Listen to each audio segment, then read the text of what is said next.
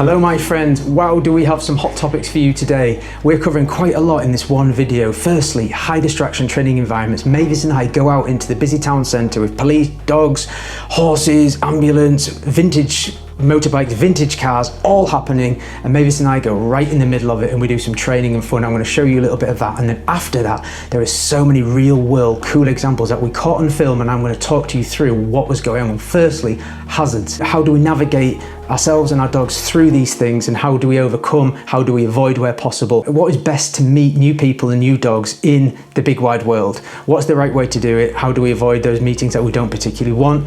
Also, how to properly correct your dog. Fear-based aggression. There was an instance on this video where there was some fear-based aggression presented by Mavis, and you're going to see why it happened, how it happened, and how we overcame it. Also, I'm going to discuss how you can make something much worse if you do the certain incorrect decision on what your behaviour is, or you can minimise it to nothing instantly with the correct behaviour from yourself. And you're going to see it as a fly on the wall, me correcting Mavis at the end of the video, showing you what happened, how it happened. I'm going to talk you through everything. I think you're going to be really interested, and I think it's going to help a lot of you out there with reactive dogs. Okay, firstly, let's just do a quick little intro and see the demo of Mavis and I in the busy town centre. Stand.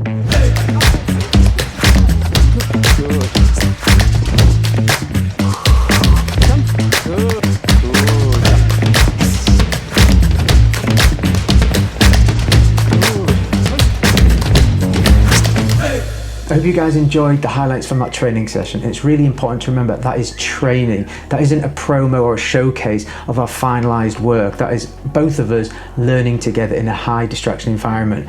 Now we're moving over to a real special moment. After our training sessions, this is where we can relax, hang out and bond. It just so happens that we're doing that in the middle of a busy town centre with a lot going on around us. So I've said we're done. Yeah, good girl. And that's what you're about to see now. There is Meg filming because she's actually getting talked to by people that were asking about what we're doing, Mavis the dog, myself the trainer and such, and Meg's just like talking but holding the camera because she thinks we're probably going to restart again. We're not, because we're both completely cooked. Now a lady and her dog are just on the peripheral there that you can't see, next to some other people, and she's just waving and say, oh, can I come and talk to you? Which I say, absolutely, yeah, by all means. So she comes and talks to us, and that's what you're about to see now, and you're going to see how Mavis interacts with her dog, and the whole thing that transpires after. Okay, let's watch. Hiya. Thanks. She's no, she's only just turned 12 months. I've only had her, well, I got her at 5.5 months. So she was rescued. So there's a lot of work that's gone into quiet. That was a really interesting clip when you break it down. I was obviously there in the moment, and I didn't notice exactly what was going on with the body language of the poodle. The lady and the poodle came in with this beautiful arc, which is the best way to meet a dog. Doesn't matter if you're a person or another dog. It's very non-threatening. And when the poodle then just got a bit excited and wanted to say hello, it's a very friendly, sweet dog, just went straight forward. Mavis was like, whoa, wait, back off, you're right in my space here. And that's why she did the grumble. If you actually see how my reaction was so quick, so decisive, and then I just continue talking to the lady as if it's just the most minor interruption, and you'll notice both dogs are looking away. Both dogs aren't fixating as in, oh, I wanted to get you. The both are just super chill. It was a tiny bump on the road and it's forgotten about. And that's with my calm energy, my decisiveness, my confidence is in, hey, pack in, that's done. You're not to do that behavior. And she knows that as well. It was just an instinctual response, because when I first got Mavis at 6 months, when we started to interact with the real world at 6 months, she was unsure. She'd be a bit grumbly with other dogs. She now, on my scale of like reactivity versus very patient dogs, she is high up on the patient ladder. Not even close to being reactive. Now you might go, yeah, Luke, she just did there. Bearing in mind, at that time she was just 12 months and she just had a little grumble because she felt a bit, whoa, you're coming in my space, to which the poodle was. It was a very forward energy, eye to eye, and that's all that was. Mavis wasn't going to start tearing into that other dog. It was just like, back off. Mavis has had, in 2 or 3 circumstances, dogs literally jump all over, overexcited. So I'm training Mavis. There's a training class going on. One dog got loose, big dog, bouncing everywhere. I'm just doing focus work with Mavis. I'm not part of the class as such, but I'm in the area. Dog jumps over Mavis. Mavis just looks at me and is just like, what's going on? I was like, it's all good, just watch. And she just ignores it. Again, my friend's bouncy puppy. They're both the same, well, 1 month difference. I think it was at 12 months or 11 months and 10 months.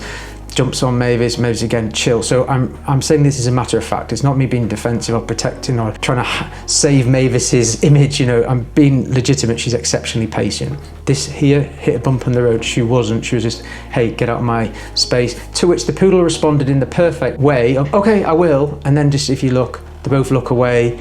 Everything's forgotten about and we just move on. Now, if we went the other way, and I say, for example, oh, I'm so sorry, made a big deal of it. Mavis, number one, realizes, wow, that small reaction from her creates a big event. And then if I'm like, pull Mavis away, oh, I'm so sorry, I've got my dog, I'm so sorry, because you'll notice I have my hand on Mavis's harness, but I'm relaxed. I'm not causing tension, because that's what I would want to do in bite work or even doing restricted recalls, is pulling that harness and pulling it, because that's actually agitating your dog. That's the last thing I want to do. You can see I'm chatting to that lady as if nothing ever happened. What was done is done and we move forward. But if I'd taken Mavis away from that, and let's just say Mavis was apprehensive or nervous or unsure, didn't like the situation, all I've done there is say, Mavis, you bark and tell me you're unsure, and I'm going to pull you away from the thing that you're unsure about. And this is where we want to be doing the opposite. We want to be putting our dogs through a little bit of uncomfort so they can come out of it the other side empowered and enthused, not the other way. Because what you're teaching, actually you're weakening your dog. They have no capability to deal with stress. And on the flip side, they then get told, you do that and I'm going to move you away from that stress. So it's a double negative. Very, very, very important. So let's just say even if Mavis was a little bit more grumbly, but let's just say she'd be getting corrected again, and I'd be doing the exact same thing. I'd be saying, hey, pack in, and I'd be giving a correction, and then just continuing to talk to that lady. And she would be, oh, Dad's so chill about this. And this is how I do everything with my dogs, is lead by example. We walk past, as dogs are snarling through the gate as we go by. Mavis doesn't even look at them anymore. Of course, when I first got her, right up in 6, 7, 8 months, she was a bit like, oh God, now she's just like, they don't even exist, I don't even care, because you can see that I'm just like, bah, bah, bah, bah, bah. And that's just a real good, powerful thing. This isn't a deep dive lesson of how to desensitize your dog, how to build a confident dog, but it's just to give you some hints and tips and a live demo of how I did it. We then just carried on, did a tiny little bit. I think maybe she just went in the middle between my legs. I'm still talking to the lady and the dog. And we ended up having a really nice day. It was phenomenal. We met so many people, got some photos with, they had some really cool vehicles, like old classic VW camper vans, and there was all sorts of cool stuff going on that day. And the whole point of the video was actually just to go do some training, but because we caught these things in the real world, I thought it'd be important to show you guys, because I think it's very often easy to see someone online like myself, and number one, you can just go, oh, he's just got a nice dog.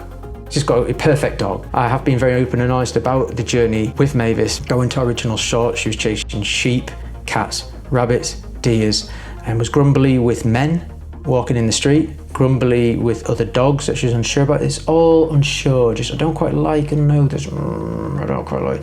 And again, it could have definitely gone the other way, but done right, now you've got a confident, bold dog that likes to problem solve, that will overcome things, that will have something that quite uncomfortable go that direction as opposed to retract and go that direction. And that's all just with the right leadership and training and building that relationship and trust with each other, and you can achieve so much. And I hope this video is of interest. I try to be as transparent and as honest as I possibly can. Hope you enjoyed it. It's a bit different to the normal videos that we do, but thanks for watching and see you on the next one.